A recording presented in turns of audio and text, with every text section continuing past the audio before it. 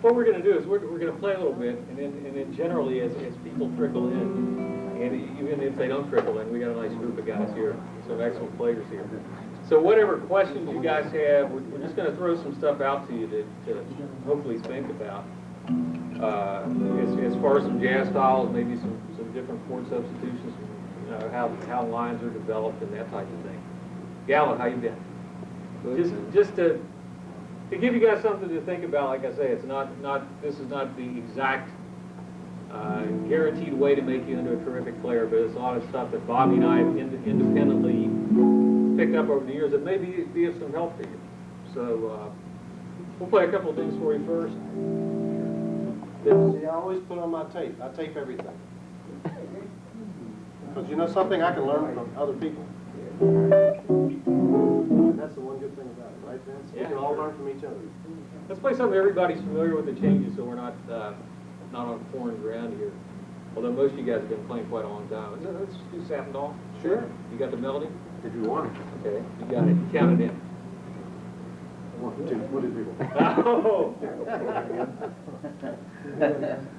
1, 2.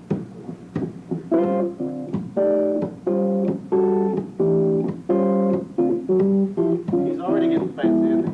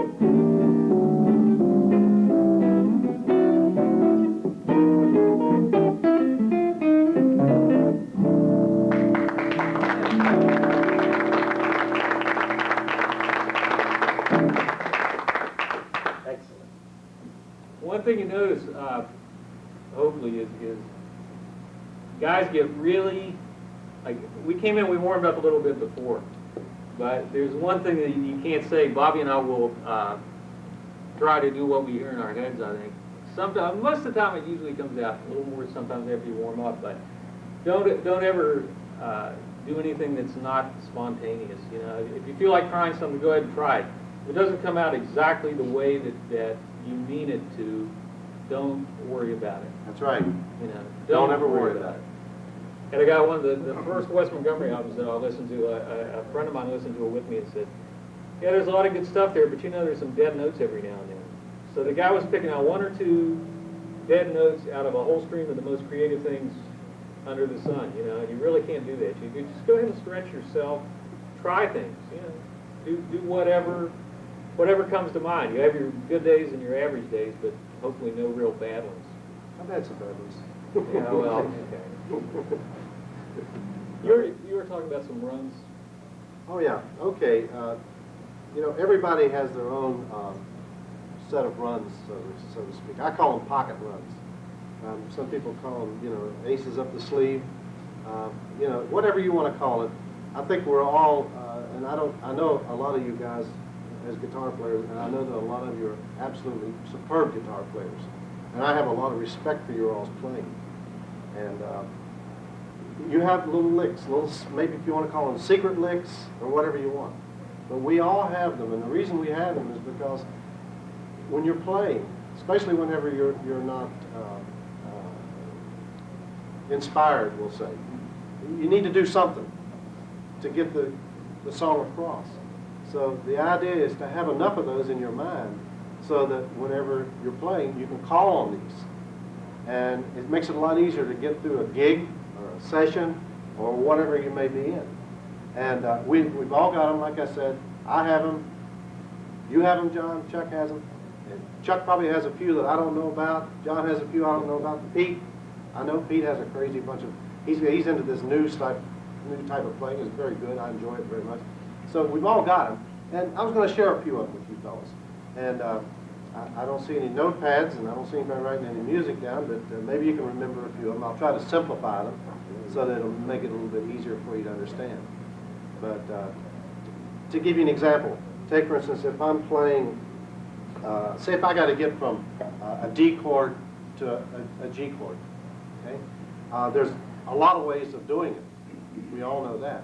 If you just take 2 or 3 of these and put them in your mind, I'll try to explain them as I go along, and try to remember these things. I've given them as instruction over the years, and the fellows that have learned them feel like that, they were able to use them in a lot of different situations. But take for instance, if I'm playing, say, give me a D7, say a raised 9,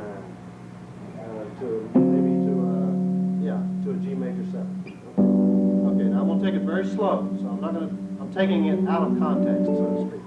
Now, take for instance, I start on my D note, and then I work down in a whole step, half step fashion. And I keep taking it all the way down to wherever I want to go. So I can start it, say, at the D note.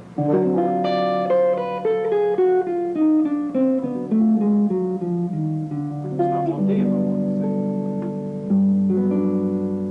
If I wanted to start it up a little higher, all I got to do is take that note at D, go up a half step, another whole step. Well,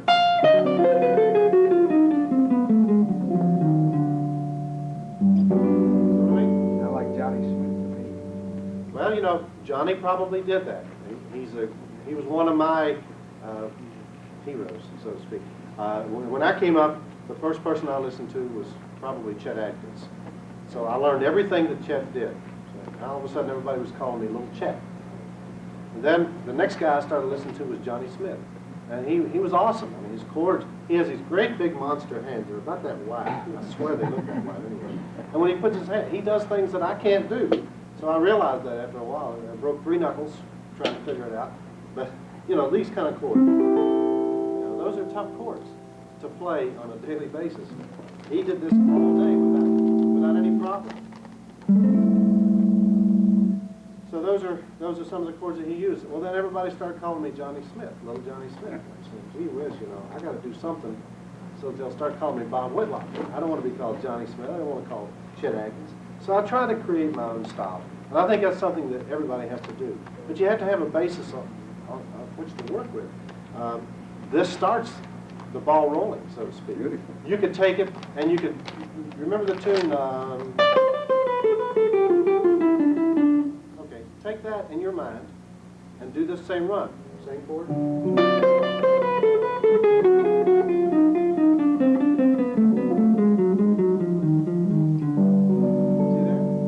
Faster. I'm not going to get too fast because I don't want to make too many mistakes in front of you good guitar players. A little faster.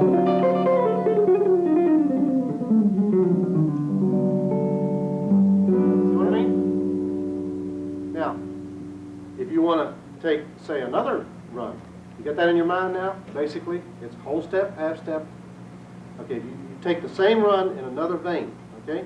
You can take please. I took 4 notes. Now, after I did that, I go back to the note previous to that. And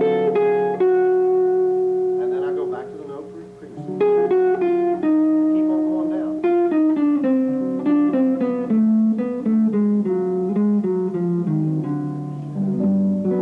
So now whenever you're playing it,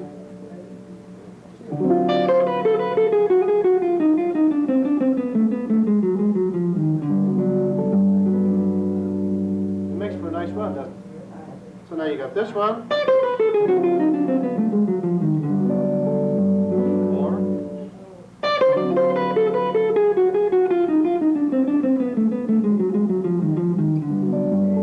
4.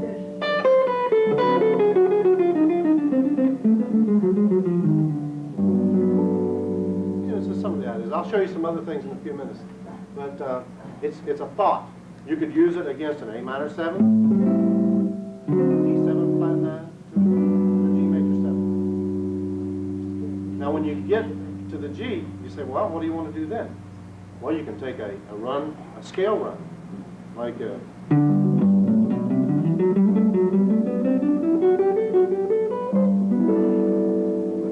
all I'm doing is taking a G scale. I'm just playing with it a little bit.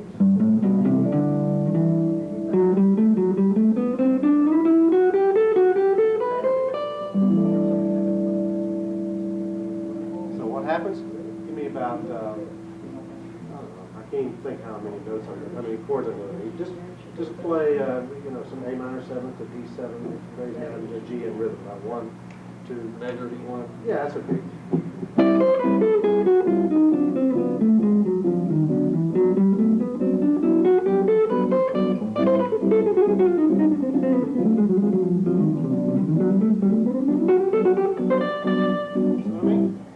Same notes, just put a little tempo to it, and all of a sudden it sounds like I did.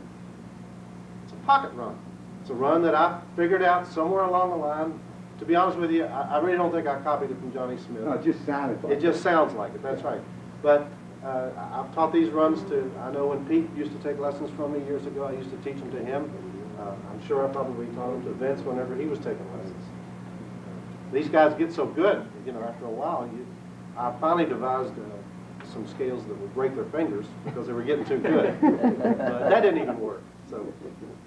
So Vince, you want to give them a couple of ideas on some of the things that you do? Yeah, what I'm working now with the guys at the college and so forth, or pretty much any level, just a different idea. I found that a lot of the guys that I get that come in are really not thinking much about chord changes and sounds of chord changes. And as soon as you start telling them that, you get a lot of, oh no, you know, I'm not sure I want to do this. But for me, the players that I grew up listening to, of course, the Johnny Smiths and the Wes Montgomerys and Kenny Burrells and all those type of players, the one thing that I've found, the Bill Evans, piano players, not just guitar players, the thing that attracted me to the better players as I got more educated myself and started thinking about where the stuff was coming from was it is chord based. It's not necessarily, and this is not to say that the scalar concept is completely wrong. However, I have a lot of problems with the scalar concept in that I can take, like I teach the general improvisation class, instrumental improv at the college, and what happens is I get a whole bunch of people on instruments that I don't know. I mean, I get saxophone players, I get keyboard players that I play horribly. And so in that regard, it's very easy to take your method books that are out there, and there are quite a few of them, and you can set them down and say, okay, this scale or this particular mode will go with this particular chord. And you can take someone who has not developed a sense of musicality at this point, and you can get them started with that. That'll work. That's fine. You know, to that degree, I think it's great. But you get a player like Bobby and the guys that are really considered good players. I don't know really any of them that are doing that to a large degree. Once you get into melodic playing, you're thinking chords. And what you need to do is know what the song is, know how the song goes, know what chord is going on at each specific point in time. You have to know exactly what's going on. Then you mentally substitute chords for the ones that are actually there. Like he was hearing, when he started that run there, he was hearing a sharp 9 chord in his head. So that takes his run one different direction. So the next time it comes around, you can hear a flat 9 chord that takes it a completely different direction. Then the flat 9 maybe gives you a different common tone to a next chord, and then you substitute that chord. So what it does actually for me is it gives me enough variety with a set progression of a tune that was written a certain way, but I can take it and put pretty much an infinite number of directions on it, different spins on it. I can one substitution will lead to another one, so every time you can create something different, it gives you a whole different chain of things that you can do. The melodic, I'll just call it the melodic way of playing, just as a differentiation, not to categorize anything really. But thinking about it that way, the same thing as what Bob was doing there. If you got the 2-5-1, which you start playing jazz, you can drill it into your head like crazy. Everything is a 2-5-1, right? Every standard is a 2-5-1. And then pretty soon the students start thinking, oh man, I've had it with 2-5-1s. If it's only 2-5-1s, then why am I going to spend all this time to learn it? Because that's it. You tell me 2-5-1, it takes 3 seconds to say it. Now I've got everything I need to know to play jazz on the instrument. Well, it doesn't quite work that way. Because what you're doing, it gives you a basic cadence, an ending cadence, or something that leads to something else, that it doesn't really, you don't think about what all the possibilities are. If I've got the same thing as what Bob had there, what I do is off an A minor 7 chord. So the first thing you do is you have the construction of the chords in your mind. This one takes a little bit of time. It's coming up.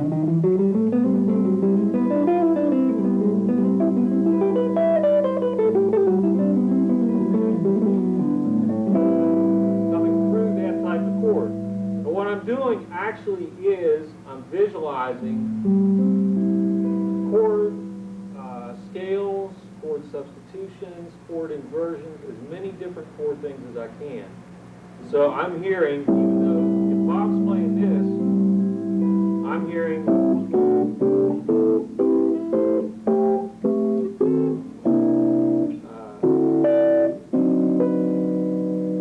I'm thinking that from the 1 chord. Because there's so much stuff in learning tunes, and I'm sure Bob will agree with me there.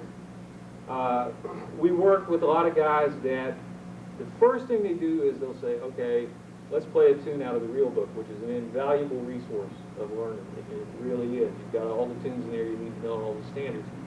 But guys will learn the melody out of the real book, they'll learn the chords in the real book, and then they'll say, okay, I'm ready. So they'll start playing, and they'll be looking at it, and they'll play the chord changes, and as soon as it gets to the solo part, they take their eyes off the book and they say, okay, now I'm going to wing it. Well, you know what that does is it puts you in Mars real fast, because you're thinking, and there are a lot of guys that have exceptionally good ears, but they're not going to be that good. I mean, you're going to have one guy out of 1,000 that's going to have an ear that good that is going to be able to say, oh, okay, I'm recognizing all these alterations that are coming up here this quick, and I'm hearing a 13 flat 9, so, and I mean, we're talking milliseconds here. These chords are changing, and the reaction has to be so damn fast. And it's hard to do that. So you have to research and know the songs and know where the inversions are and come through them that way. And I visualize like specific target notes. Like if you look at Bob will give me like a D minor 7, we'll change keys and do the same thing. Just like a D minor 7 to a G 13 to a C major 7. Okay, a measure of each. Got 1, 2, 3, 4.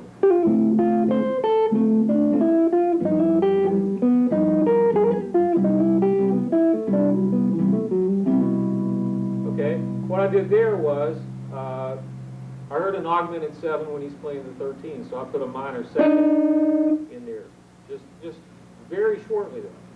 It was in there, that sound was there, but you didn't necessarily hear it. I hope you didn't anyway. It's going to make you lose your lunch. Those kind of dissonances you want. You want them there to just perk somebody's ear for a second and say, wow, what was that? Oh, it's gone. It's a teaser. Yeah, exactly, exactly. Let's play through, play something else without the machine here. Okay, you want to pick one? Pick a tune you want to do? You want me to pick a tune? Well, I don't know what you have in the machine, so you pick out a tune, because I don't want to double up on the machine. Oh, okay. Whatever we got in the machine, we're I'll going tell to you play what, that let's too. do one with the machine. Let's do one with the rhythm section. Let's do This is the what they analytic. call winging it for me. So he puts all the chords in the ones that he likes. No, wait a He's minute, going to say, that's not- stump Bobby. That's not completely true.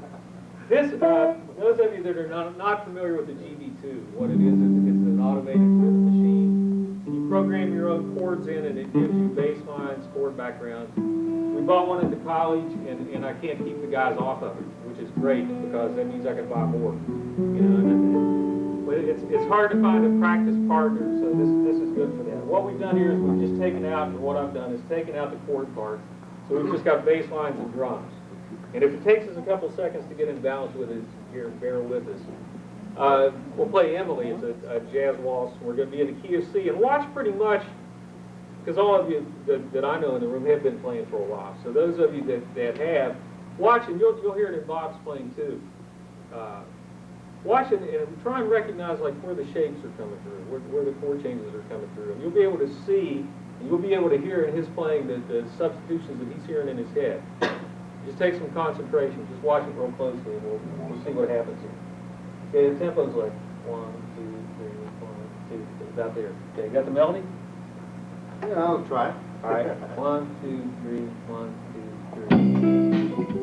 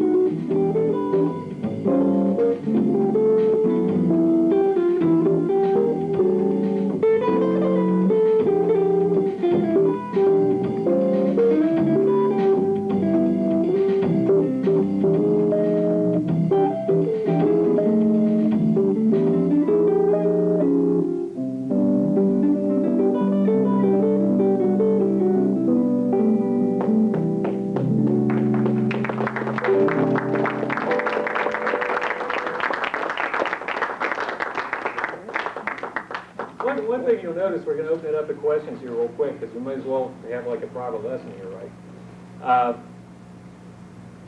Bob, I don't know how many of you know it, but we have an excellent relationship going back to where I was 5 years old. I started studying with Bob back in West Virginia, and up until the time I was 16, and we ended up not seeing each other there for, gosh, I don't know, till 1981 when I moved down here. Yeah, I was 26 when I left Charleston. Okay, so basically I moved 15 down years. here, went to work for a retail business, and I don't know, when did you move down here? 81. Okay, in 81 I found a guy sitting on my desk. Just like that, I didn't even know he was down here. I came back from a coffee break and there's Vince sitting on my desk. Yeah, and he even recognized me. Yeah, I even recognized After all those him. years, Still look like a kid to me. You know, all these guys you teach, they all still look like kids. You can't help that. You feel like a father to them. except the ones that I teach are now having kids. Yeah, that's It's making me right. feel pretty bad there. No, the point of this is twofold. First of all, when those of you that are teachers and those of you that work with teachers, one of the most important things is having a positive, not necessarily a positive role model, but that is important, but a positive musical influence also, and somebody that regardless of how long you're associated with somebody, you can always call them on the phone and say, hey, you know, listen, I'm thinking about doing this, or just BSing about guitars or whatever. You know, it plays a big role in your development. And one thing that Bob was talking about being called Little Johnny Smith and all that. Well, I had to endure the years in Charleston, West Virginia, where there were 3 or 4 really excellent guitar players that came out of there, and I was the youngest guy to follow all these real good players, so I got called Little Bobby for I didn't know that. 15 years. Oh yeah, I got it. Little David Asaph and you know, all this stuff from the guys that were there, and it sticks with you, you know, a long time. But the interesting thing is we went different ways there for like 16 years, and I feel a similarity in our playing, and it's not just from the formative years that I spent with Bob. It's pretty much working with a lot of people that Bob has also worked with, and having the opportunity to work with some really good players who've influenced both of us over the years and said, hey, this is an acceptable way to approach the instrument. This is an acceptable way to sound, you know. Yeah, and the good thing about it is, you know, we can relate to each other musically, and of course, being from the same area, that even helps too. But then I have, you know, a relationship with other students that I've worked with that are here in this room right now. And the main thing I want to do is I want to keep a good camaraderie with all of these people, because they're important to me. They influence me as much as I hopefully influence them. You can't imagine how little things sometimes mean a lot. My friend Andy Nelson is in the room tonight. Andy and I go back to when I was a teenager, and I never forget, as long as I am alive, I can remember the one time I went to a music festival, and Andy was sitting up there playing, and he played this great diminished run, and I says, my goodness, that's great, I'm going to remember that. See, we all learn from each other.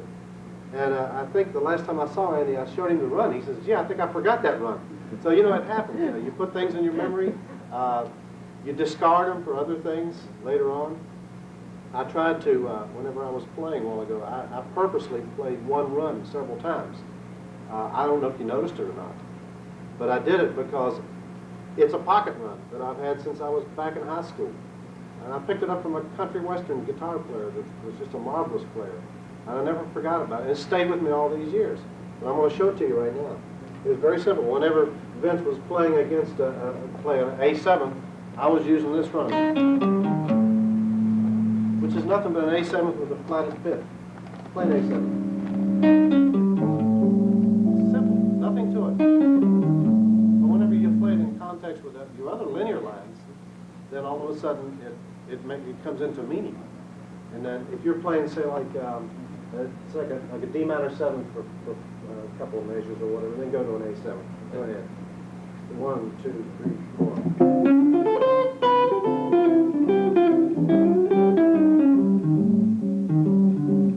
See there?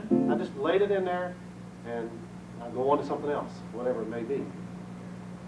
And another thing that I'm going to, can I give them a few tips? Absolutely. Sure? Okay. Yeah.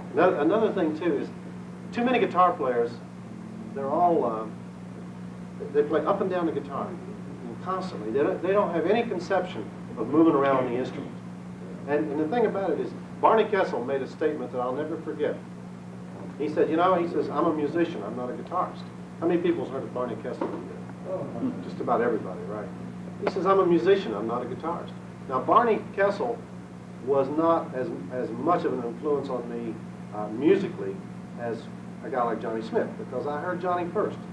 But Barney Kessel is great with words. When he said, I'm not a musician, I'm not a guitarist, I'm a musician, he said, it just so happened that I chose this instrument to express my feelings. It could have been a flute, it could have been a trumpet, it could have been any instrument. So, you know, the guitar is an extension of your mind. And whatever you want to put out, it's up to you. And a lot of guitar players, their extension of their mind only goes from the 6th string up to the 1st string. And it never goes any farther. It never goes from here to here. And that's the one thing that I remember so well with a guy like Johnny Smith. He was all over the guitar. And so I tried to put that into my type of playing because I felt that was very important. And some of the things that I do are movements that some of you all know, some of you may not know. But you know, if you're playing and you want to transfer to another position, you got to be able to do it smoothly, you know. Like that. That's just a G scale. Anywhere you want to do it. See how I did that? I didn't even really, I guess I do think about it, but I don't think about it. And so if you got to get up to here, you got to find a means of doing it. You can do it.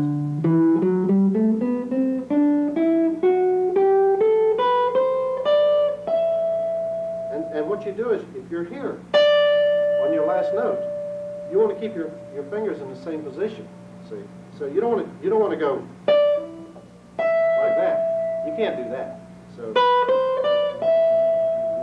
and it's good to sit and practice these kind of things. You know, like it.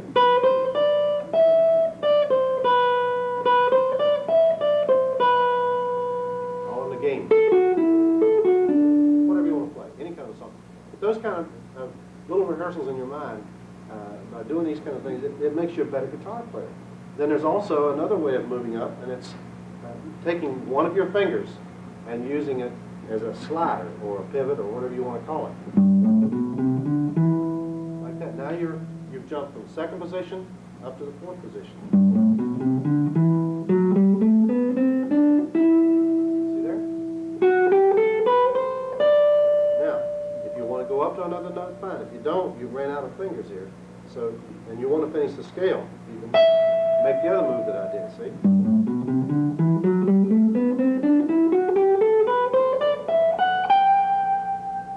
See what I mean? So you need to develop that into your playing. And taking the run that I was using a while ago, going backwards. I slide back with that first finger to get in position for the next one. Slide back again. Up.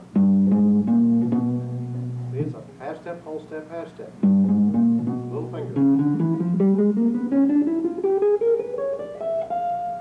And a lot of guitar players will play that same run, but they'll do it all in one position. That kind of thing. And that's all good. You know what I mean? But you got to be able to work yourself up into maybe another position so that you can put another type of flavor into your playing, another colorful sound, so to speak. The guys don't do that. They all want to play all up and down here in one little place. And you want to try to move around. You got all these spreads to play with. You might as well enjoy it, have a little fun with it, right? Another little tip that you want to get into is what, Vince, I don't know what they call it now, but years ago, I picked it up from Chuck Wayne. It was called glide picking. How many people know about glide picking here? Does anybody know about glide picking? Sweet. Sweet. Okay, sweet. So we called it glide picking years ago, right, Andy? I never heard. Oh, you never heard of it? Sweet, they call it. There was a very fine guitar player in the area that, his name was, I believe it was Royce Morrell. He was a guitar player down in Fort Lauderdale, and he's since passed on. But he called me up one day, and he says, you know, I got this great material that Chuck Wayne gave me. Shows you how to glide pick. And I said, what the heck's glide picking? You know, so he started telling me about it over the phone. Well, he never got the material to me, so I sat down and I figured out myself what you need to do. And it's something that all guitar players need to incorporate into their playing. And it's basically what you're doing. Take, for instance, like a D minor 7. You want to play, say, the first note down with your pick, and then you want to play the next note on the same string up. Then the next note on your fourth string, you play down. I'm doing this run. That's what I'm doing. So what you want to do, you want to play down, up, then you go down, down, up, down, down, up. Which is different from sweeping, sorry. Well, the sweeping, yeah, this is actually called glide picking, I'm pretty sure. I think you're right. The sweeping, I guess, is like this. Right. Okay, so I know that too, don't I? I didn't even know what the name of I it is. just want to make sure they... But your glide picking is basically if you're going from one string to the next, instead of playing a down and up stroke, you just play 2 down strokes, or you play 2 up strokes. And you'll be surprised how it changes the color of your playing. That's what I like about it so much. Not that I've developed a whole lot more technique or anything like that, but the color. You want to get a good color in your playing. And that makes you sound a little bit different. And you're going to make some mistakes. I make mistakes all the time. A lot of times I get ready to play a 16th note run and I can't pull it off. I'm not ready, maybe because I'm not warmed up or whatever. And the glide picking will sometimes help you get into some of those runs. And then you'll warm yourself up with it, you know. Okay. See what I mean? That's a lot of fast picking. And I don't think I've made more than maybe 3 or 4 strokes whenever I did that. A good example.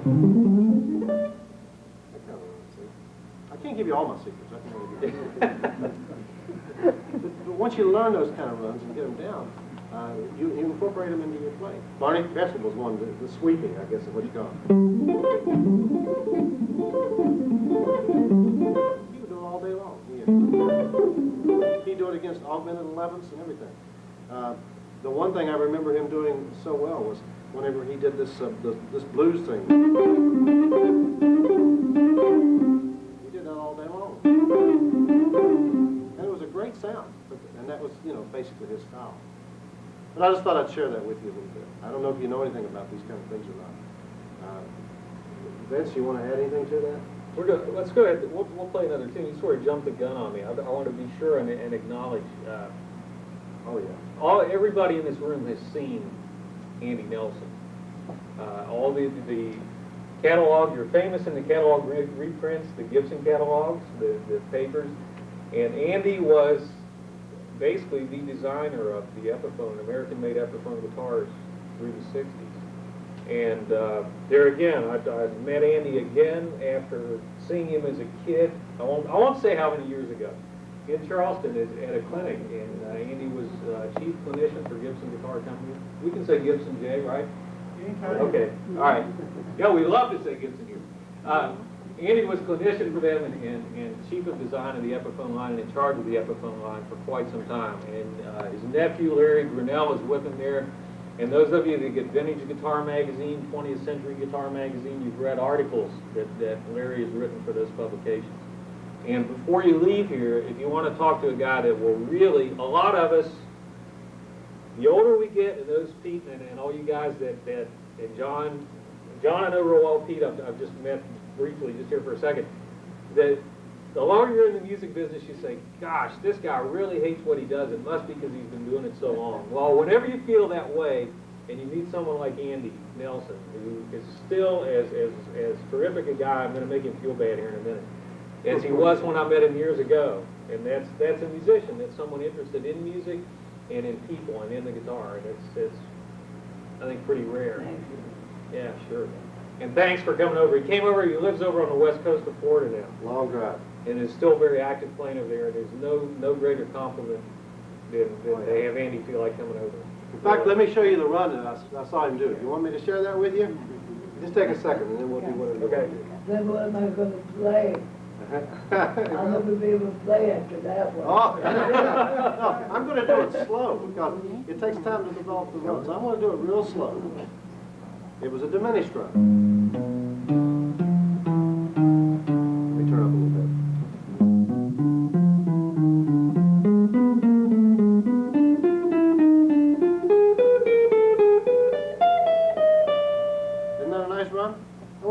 fast, it develops into a pretty nice.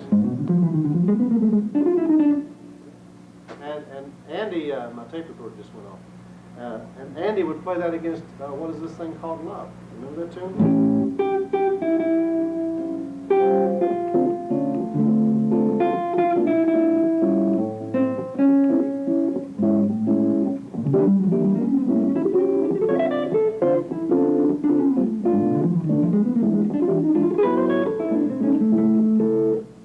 Thank you, Andy.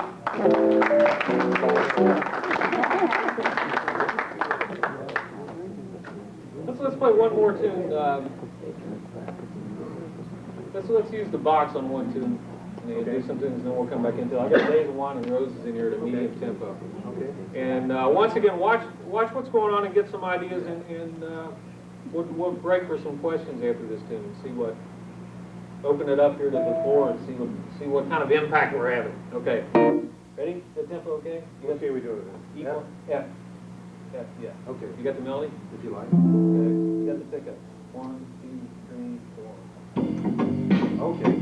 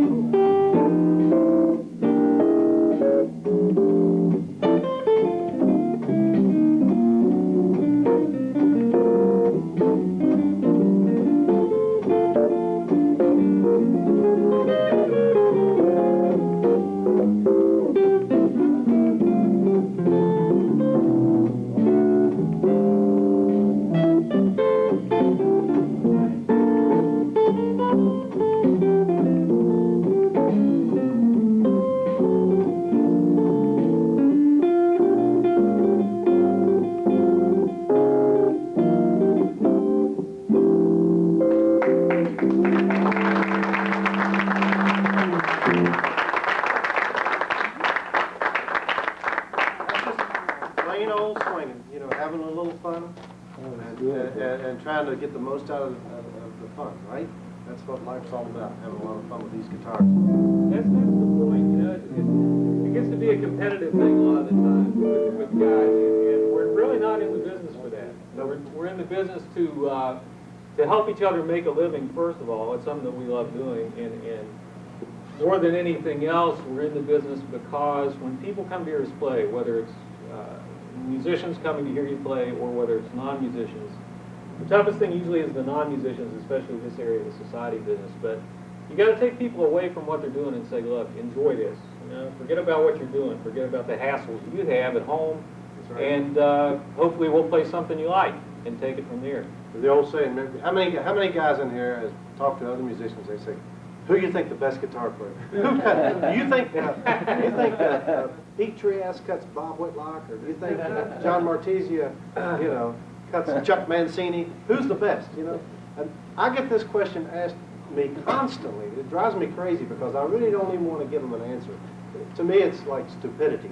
But you know, I came up with a good saying that I heard from somebody, and this is what I use because I am not in competition with anybody.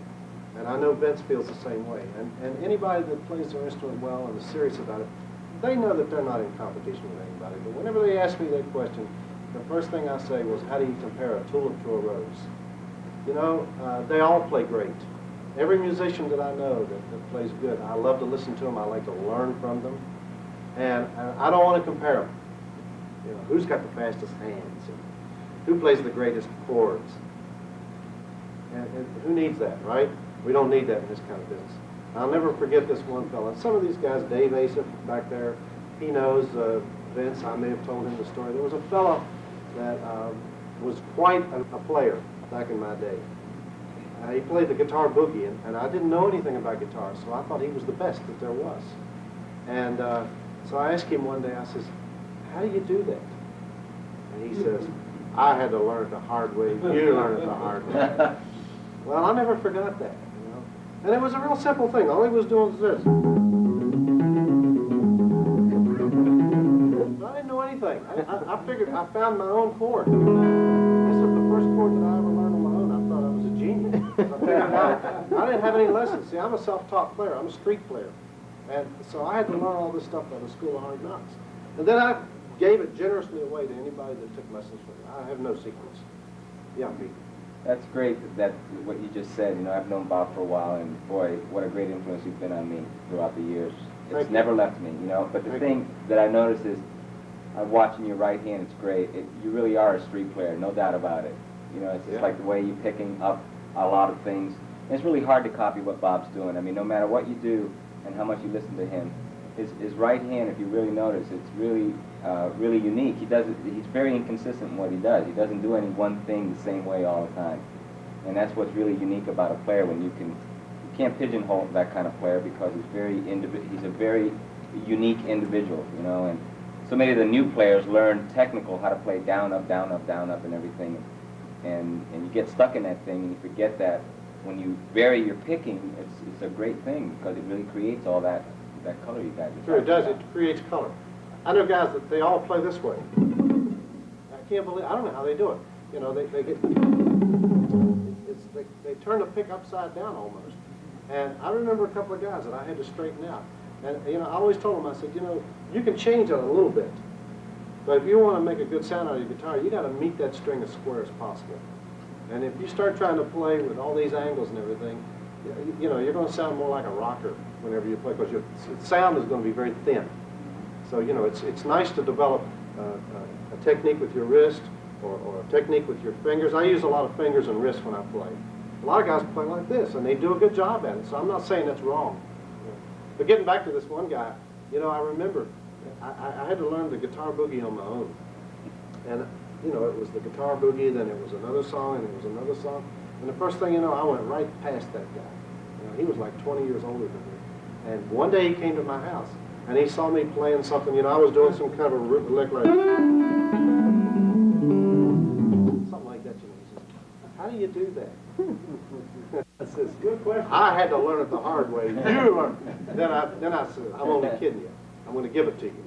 but I want you to remember that you wouldn't show me that. I'll let the man remember You gave it to the him fact. first. I gave it to him. You know, I gave it to him in my own way, right, Chuck? But we can learn from everybody, and we don't need this competition. That's no good. One time I was on a job, and this was after I came to Fort Lauderdale. Like I was in my mid-20s, and I was playing with this old country player, and he played a chord, and I says, "Well, I'll be darned. This guy knew about 6 or 7 chords, but the one chord he played, it really sounded great." And I said, "Gee, I'm gonna remember that. It was just one chord. It was real simple. You know how you play a G chord? You ever had the D note to it? That's great. I love that sound. The Beatles. It's very simple, but it carries a big message whenever you play it. And so, you know, I learned from that guy. And, you know, to anybody else, he couldn't play his way out of a paper bag, but that didn't mean anything to me. I picked up something from him. You know, we can all learn from each other. Okay, Vince, enough of my loud mouth. So what do you guys want to know? You have any questions about anything? I'd like to hear if you guys one at a time do the same chord solo, a ballad, like something like That's not going to happen. is it? No, because Vince has got his own personality into his play, Oh, and I have my own personality in my play. In other words, to give you an example, if I played Body and Soul.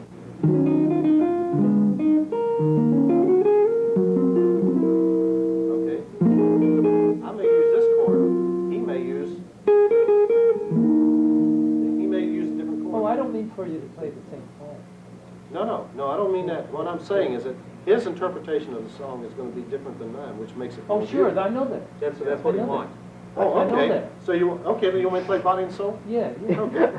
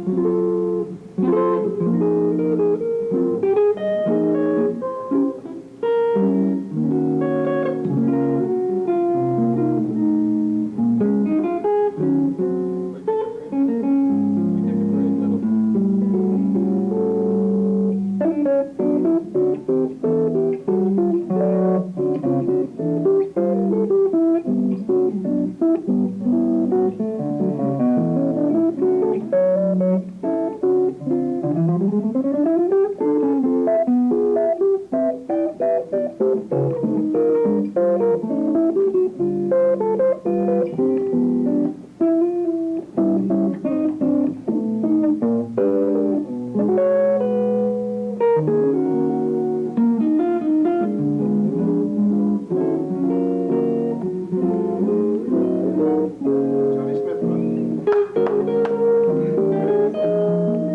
Here's my run.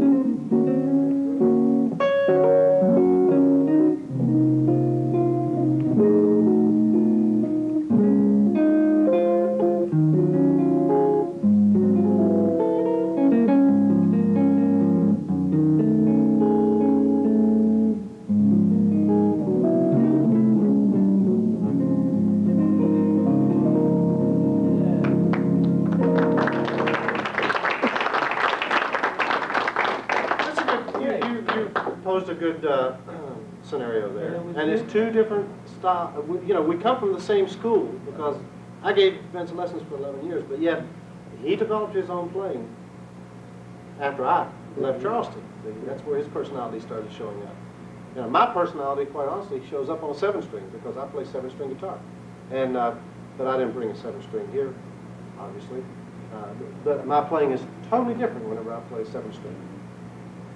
And what he didn't tell you is also he plays the same things as this, which is really drives you crazy on pedal steel.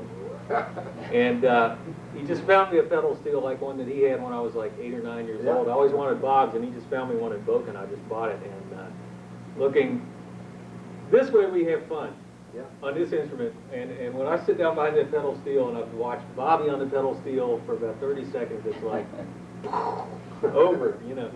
But the mandolin, it doesn't make any difference if it has strings on it. Bob can do it. But the personality aspect comes into play as far as the chord substitutions and the harmonization. That's I know what you were getting at too.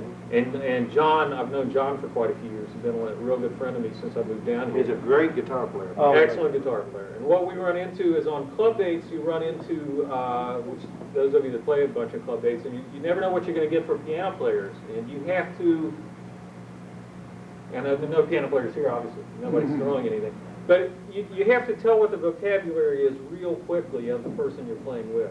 Whether it's another guitar player or whatever, you have to know when to back off. You have to know when to say, well, this guy's playing a lot of chords here, so I'm going to pull back. And one of the things that was difficult for me to understand, you know, as a young player, you think, well, when I'm playing in front of people, I should be playing all the time. I should be doing everything I can possibly do all the time because people are expecting me to play great every time I pick this instrument up. Well, a lot of times that's just going to limit somebody else. And you have to say, wait a minute, you know, I'm getting in somebody's way here. I'm causing the piano player. I'm dictating to someone how they're supposed to be. And it's just the same as handing somebody a script to speak by. And it's really restricted. You don't like to do that. The same as if you're playing over top of somebody that, and your volume's at an oppressive level. And maybe you don't realize it. Maybe you do. Maybe you don't care. You know, those are the kind of players you'll avoid real quickly. And you'll find that they're pretty much working by themselves, because people don't want to be around them. And it's not a nastiness thing. It's just a they're so much into what they're doing that they're unaware of what's going on. I'm playing some sessions in Charleston when I go home. Butch is supposedly coming in. Butch Miles is one of the finest drummers in the world. It can be really difficult in a small group situation because he's so used to the Count Basie and you know, kicking the big bands that he just honestly is a nice person. Bobby, David, Asif, we all grew up with Butch. He's a close friend and a good guy. But he has this thing about, I'm going to play what I'm going to play. You know? And Plays too powerful. If you're in the way, Very powerful. you're either going to roll over or you're going to crank your amp up to 10, which I usually don't do. You know, things like that, subtle things that you have to watch out Yeah. for. The thing about it is, what you want to do is, when you're playing behind other musicians, your job is to complement their playing. You're not supposed to try to shine. That's the wrong thing. If I have a female singer standing here singing, I'm going to try to play the best possible chords I can for her to complement her and make her sound better. I don't want to make her sound bad. That's the whole thing. And make her comfortable. You have to make them very, very comfortable. Yeah, Pete? That was a good backing up female vocalist as far as like giving them a good intro. We give, yeah.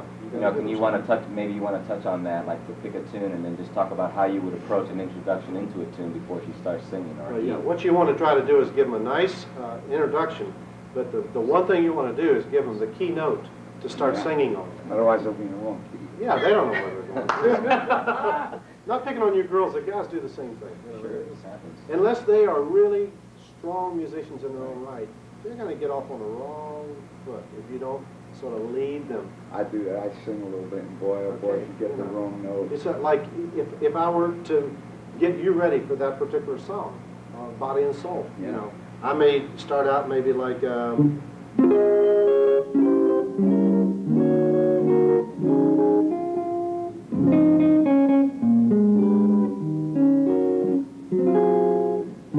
there's the note, okay? I gave it to him. Now it's up to him to do whatever you want. Did you have a question? Yeah. On any tune you do, the next tune, I'd like you to demonstrate playing bass lines with chords on Okay. top, you know. Okay, Vince, play a tune and I'll just... I like to see that. Okay, I'll do I that. heard it, but I like to see it. Another you? Yeah. Yeah, another you is nice. Okay. I try to, this is where I lubricate my fingers so I can play. Jimmy Webster, remember Jimmy Webster? Yeah. The guitar player that used to advertise and sell for grits. He always had the thing going where he said, you know, if I could just get all this and put it in a little tube and cap it, I could make a fortune. I never- See, he's going to make me do that now, because Yeah, I used to do that when I was a kid. You gotta get the grease. Okay, what are we doing? I'm sorry. Another you? What key do I do? E flat? Okay. Just your tempo, I don't care. One, Because we're just slowing up. one, I two, just you want to play them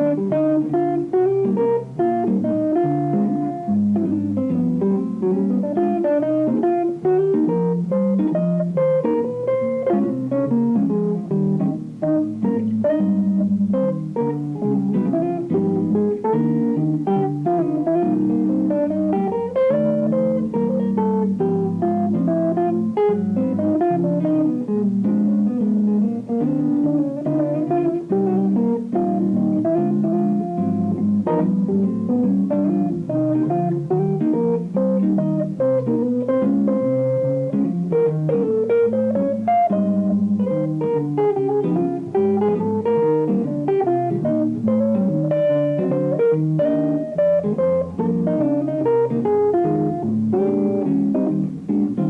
That's beautiful. Yeah. That's nice.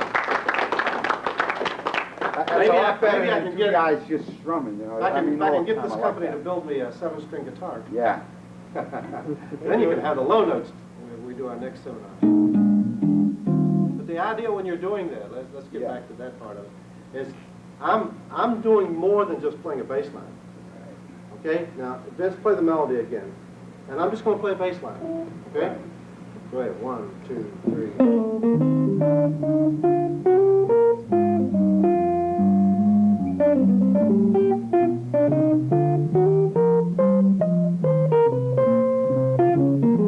That's fine.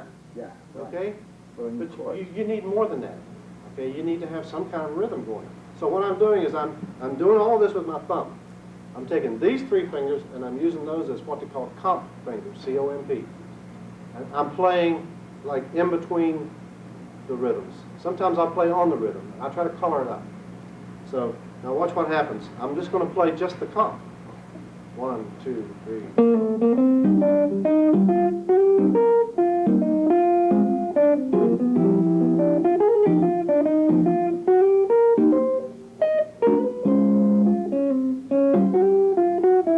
Now, let's put them together.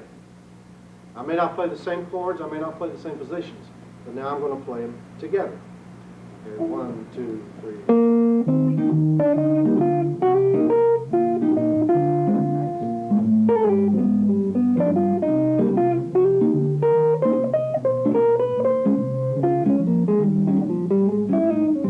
Now, I'm going to do it the next time, and I'm going to play a straight rhythm in the bottom hands, in the 3 fingers, okay?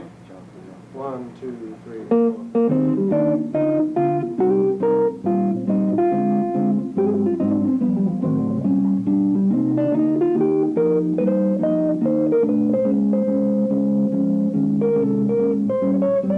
Now, I'm going to take that and I'm going to combine that with the comp, okay? So you've got a little syncopated comp going on. You got some rhythm going on together, okay? You can't do all 3 of them at once. But what you do is you rotate it around. It's called color. Going right back to the same thing we talked about before. Give your playing some color. Okay, 1, 2, 3.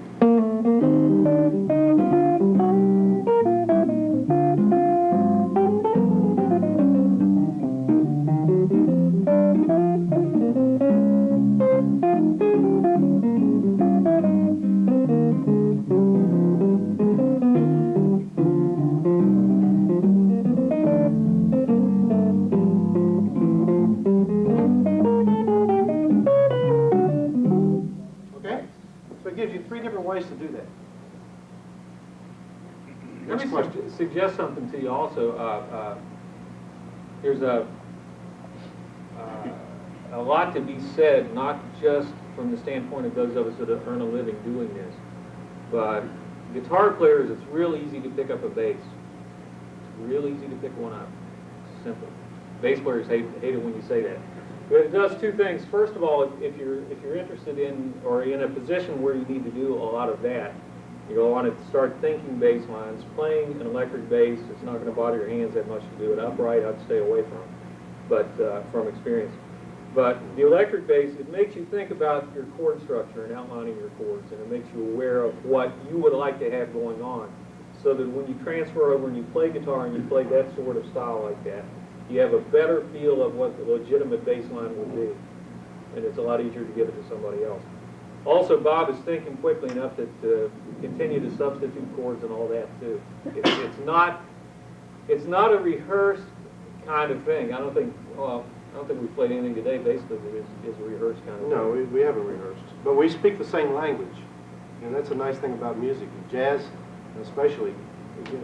The guy can get up here that can't even speak English, but if he knows how to play jazz, we're going to communicate. And that's the beauty of jazz.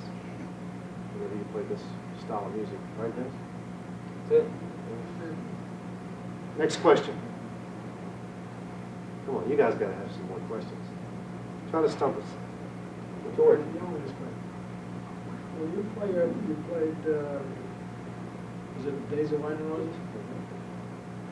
play the harmony, it seems that you're playing all these minor sevenths or dominant sevenths and like almost forcing them to work, as opposed to Those are chord substitutions. chord substitutions. Okay, now, okay, give you an example of what we just did. Vince is going to play, he's going to ad-lib around some of my chord substitutions. He really doesn't know what's going to happen. So he's got to have the ears to be able to pick this thing up in that little, what we called a while ago, a millisecond. He's got to pick it up. And, you know, if he doesn't have the ears to pick it up, then it's my job to get back to basics. Because I don't want to make Vince look bad. I don't want to make any guitar player look bad. So that's very important. I was going to say, I really like it entering into a no-pressure situation. Really nicely. Don't screw up. This guy is so incredible, you won't believe what he's going to do. Here. No. Okay. He pretty much knows what I'm going to do. Don't let him. No, we don't get together that often now. Okay, same tune? Yeah, Days of Wine and Roses. Oh, okay. Okay, let's do that one because he spoke about that one. Okay. And I think I know what he's talking about. Okay. Okay, now I'm just going to use my pick and play rhythm. And I will help him out a little bit. I'm going to do this. Now, basically, the chords to the song, and this is another thing that's very important. You got to learn the right chords to these songs. I don't know how many times I've preached to any students. I don't do any teaching anymore. One of these days I'll probably get back to it. But man, have I preached. Learn the melody. Please learn the melody to the song. And learn the chords. Learn the right chords. Then after you learn the melody and you learn the chords, now you can go out there and start doodling around with whatever you want. But don't start playing with fire. You know, you get out there and you start doodling around and you don't even know what the melody is. I remember this one guy. He was like a fireball. This guy played more notes in 1 minute than I could probably ever play in a lifetime. It just seemed like. And I'm not going to mention his name because I don't want to hurt him. Some of you fellows may know him. He was a monster, and still is, alto sax player. And he's been on the road with, you know, all the big bands and everything. And boy, he comes in and he plays these jobs and it's up and down, plays any kind of chord change you want to put in front, he can play them because he's got great ears. I finally said to him one day, I said, let me ask you a question. Have you ever tried to play the melody? And he looked at me and he said, well, what do you mean? I said, have you ever tried to play the melody? The melodies are beautiful. I said, you know, if you don't mind me saying so. He says, no, he was a broad-minded guy. He says, no, go ahead and tell me. I said, this is constructive criticism. Learn the melody to these songs. Try it right now and see if you can do it. And you know what? He couldn't play the melody to any of the songs we were doing that night. He just couldn't play. So he said, you know, you taught me a lesson. I got to go home and start practicing again. I got to start practicing on the melody of these tunes. So, you know, hopefully he's doing that. I don't know. He's not in the same group that I saw him in before, so I don't know what he's doing. But as great of a player he is, he still is lacking in being able to play the melody. So, you know, Vince and I know the right chords to these songs. So if I want to sit and play the right chords to Days of Wine and Roses,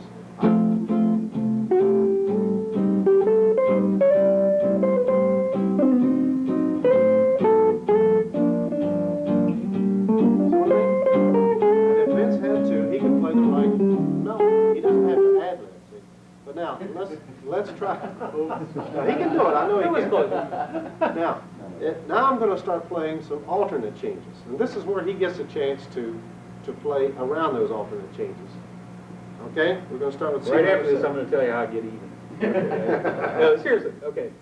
1, 2, 3.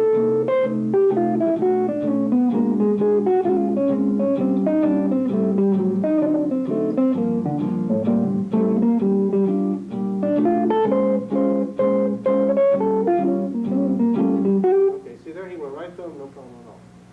Now we could have either rehearsed it or he could have heard what I was getting ready to start with and then anticipated what I was going to do.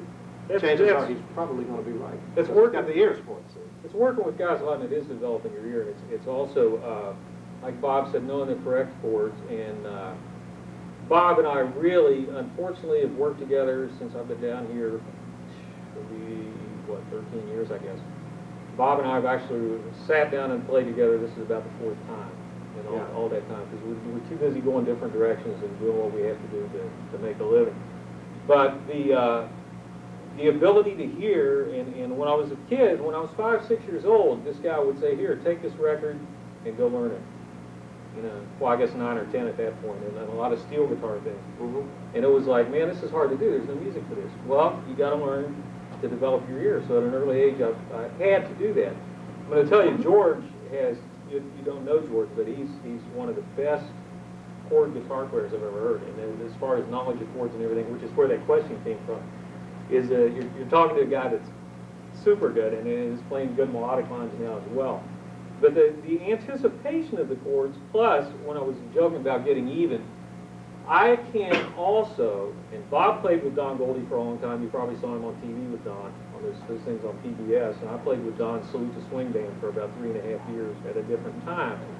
And Don Goldie, for all his personality eccentricities, let's say, that would be nice, those of you that know Don. Don is the consummate player of making you play what he wants. He's a trumpet player. He's one of the finest trumpet players in the world, and super individual once you get to know him. And he makes you, and I'm sure Bob will agree, he plays a line and your chords go with that line. And we're talking a single note trumpet here. But that's what you also have to be flexible enough to do. Your position is not only to generate interesting things for someone else to do, it's also to be alert to what the single note lines are doing. Anticipation. See, he knows the chords before he plays them. He knows what he's going to do. It's up to you to follow him. And that's a tough road for some guitar players. I've heard him give the piano player hell for playing weird changes when he's taking his solo. Yeah, but he likes what they call 2/5 changes, which is basically what I was doing at this thing. He loves 2/5 changes. As long as everything's logical, you'll find that most players will not have a problem with what you do. You can go ahead and put your personality out there. You can go ahead and color a tune pretty much. There are limits to me, but those are just personal limits as to where the acceptability of changing. I mean, you have artistic license and everything, but to me, there's, like, I would never take Days of Wine and Roses and play it as a fusion tune, which is not to say that I would not play certain fusion tunes. It's just to say that the character of that one tune is not personally acceptable to me to do that much with it. I have too much respect for the tune. Yeah, well, yeah. There's a certain amount of respect you have for the writers. Yeah, and the structure is up to you, and as long as what you're doing is logical, you'll be okay. You have to be able to hear in signal lines. I may be sort of trespassing on a god here, but I just picked up one of these old Charlie Parker reissued recordings, and I had not really listened much to Charlie Parker, and I don't know why. I just never did. A lot of the early recordings, the quality was pretty bad, you know, and I just really wasn't used to hearing things that rough. Some of my albums are bad, but this. And I just sort of popped this thing in the car last night, and I started listening to it, and I thought, all these, well, all generalizing, but yeah, you'll know what I mean. So many guys say, okay, here's what mode and scale goes with this chord, and here's with this and this, and then you say, well, who do you want to play with? I want to play like Charlie Parker. Well, Charlie Parker was tremendously melodic and structured in what he was doing, and it was in keeping with traditional things. It was just usually so damn fast it was hard to keep track of. But the flat 5 chords and the alterations and stuff that he was coming through, the piano players and everything were at times having a hard time catching. And so when you listen really critically, which sometimes takes the fun out of it, you'll hear a lot of clashing harmonically. And it's not any weakness in the lines, it's an inability for the chord instrument to differentiate that quickly. Oh my God, that's a minor 7 flat 5, and here's a guy that's already landed on a minor 7. So you've got a minor second interval there that's clashing. You really have to listen to do it. And That's true, and then also I may interject that if you listen to a fella, as you know, Charlie Parker is like, I love Charlie Parker's playing. If you listen to it close enough, you're going to hear him play his ideas over and over, from one tune to another. He has pocket runs too. Everybody has. We talked about that earlier. He has pocket runs. Tal Farlow does. You know, I remember Tal Farlow. He'll do this one here. it so many times that in every one of his runs, you'll hear it in just about every tune, because that's a vehicle for him to get to another area in his playing. So, and I did that a little fast, I'm sorry. I think it was this part, that part. Charlie Parker used to do that run. And then he would take off on a tangent and scare us all. Did you slow down the records back then to 16 speed Whenever I was a kid, to learn those runs? because I didn't have any training, there was nobody around to teach me, so I had to learn it all off the records. Don't forget, I go back to black and white pictures, so there was no color photography back then. But they had just come out with the 33 RPMs, Right. 33 and a third. And I had a record player that would drop it down to 16, Yeah, I had and then one of all the way those. down to 1 7/8.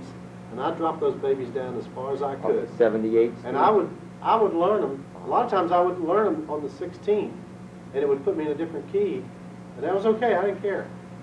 You know, so I learned it there, and then I would take it and transfer it to the right key. But you did slow it down. Because Yeah, you almost have to, especially for your ear training.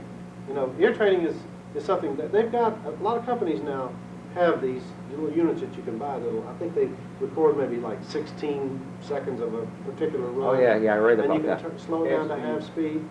And the only thing is, it drops it an octave. they have a new machine that doesn't do it. They have another machine that comes out of Texas that Texas, doesn't. yeah, right. It doesn't drop it. Does anybody have that in the Uh, room? They're about $400. I was just curious if it was, Starts with an M, the name, is it work? I mean, does it work? Yeah, it records 16 seconds. And, Of a phrase? of a phrase, and you can slow it down anywhere you want. It doesn't matter. Whatever speed you want. Because the players play so fast today. Oh, yeah. Well, you know, keep in mind one thing. You know, technique is important, but it's not how many notes you play. It's how you play the notes. Well, that's so important. And, Jim Hall's a great example of that. What's Yeah. that? Jim Hall is Yeah. a great example. Yeah, he's a perfect example, and he's another one of those guys that I absolutely love to listen to. You know, I think that what the problem is today with so many young players that are trying to learn how to play is that they're listening to all the stuff that is new, and instead of going back a little bit further and just listen to what phrasing is all about. And the man just mentioned Jim Hall. That was incredible. Or just even Parker playing ballads, I mean, or Coltrane, or Miles, even way back when they were playing tunes like Stella, and they were playing them as ballads. And I tell students all the time, just play that stuff slow and learn how to get the phrasing down, and the rest will come together, because that's part of the ear training. I mean, it's impossible to get anything out of something that's going by at 30-second notes and really play any music that way. Well, I think you'd agree, since you're doing a lot of teaching, Pete, is the major problem that people have is phrasing. And a lot of it comes from thinking, you do want to think, you do want to have the ability to think logically what is supposed to match up and all that kind of stuff, but there's no substitute for hearing and creating phrases and being melodic. Good street sense, so to speak. Yeah, that's basically what it is, and it's hard to, and you know from teaching a while that it's hard to do that with some players. It's just really difficult, and some of them will get it, some of them won't. Some of them will be okay mechanical players and be able to make a living, and I don't mean mechanical in a poor sense. I mean, it's a survival type technique that they use, and it works real well for them, and that's fine. The melodic part may or may not ever get there. Exactly. That's the difference to me in hearing a person and knowing who it is immediately. You know, I tell the kids at the college, you know, learn a lot of stuff from kids. Well, you know, they're not kids anymore. By the time I get them, they're already warped. No.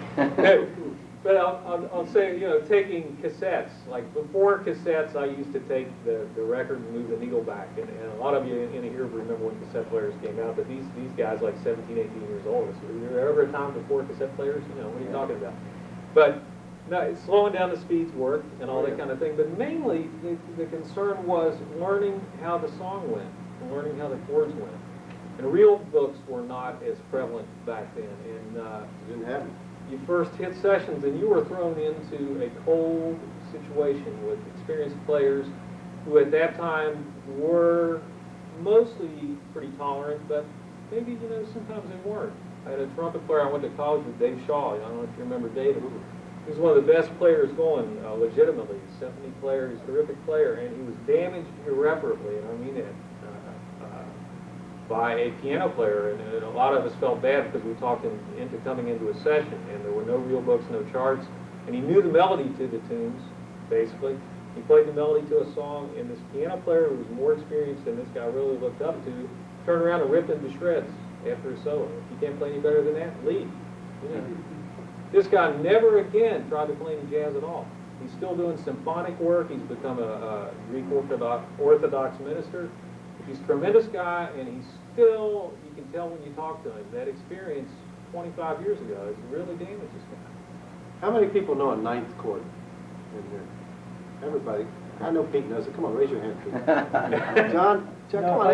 I need some audience participation. How many people know what a ninth chord is? Okay, so we got a lot of ninth chord players here, right? Well, you asked us how many we knew, not how many are ninth chord How players. many know or know? How many people know a substitute for a ninth chord? I know some of you do because I've taught it to you. Minor six.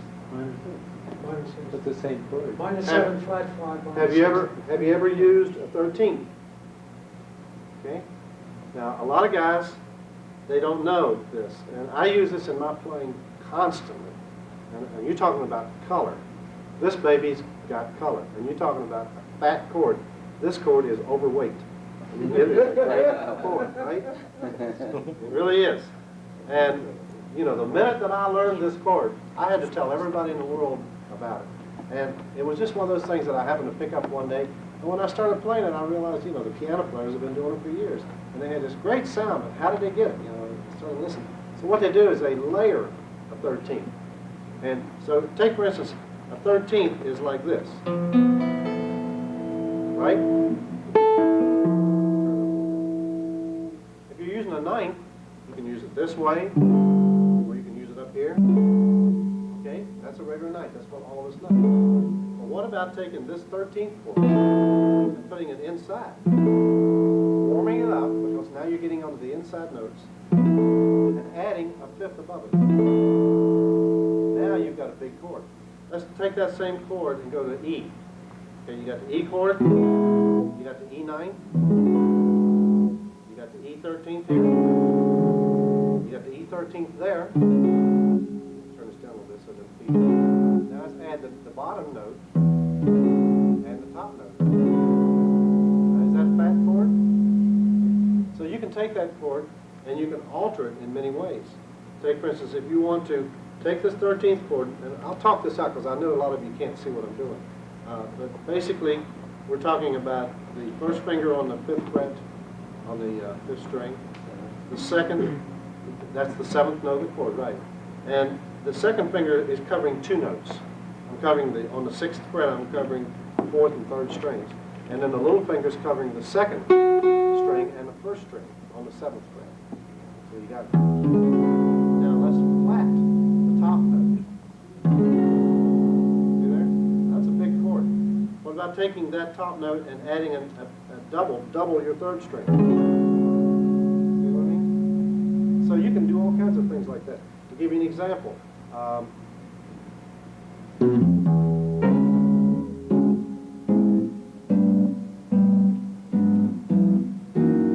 substitute chords.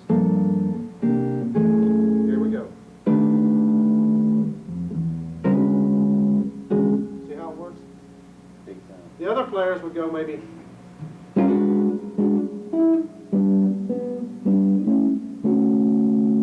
It's okay, correct, nothing wrong with it.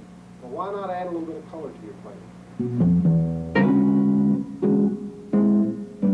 With substitutes. And you can play with this chord. You can go.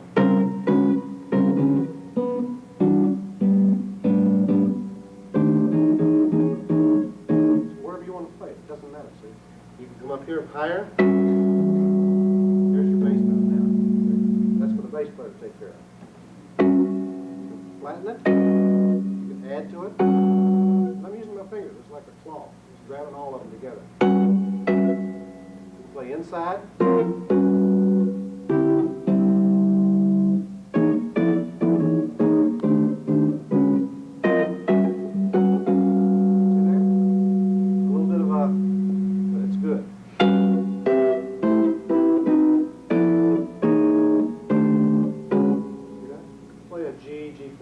F to E. Just a bass note.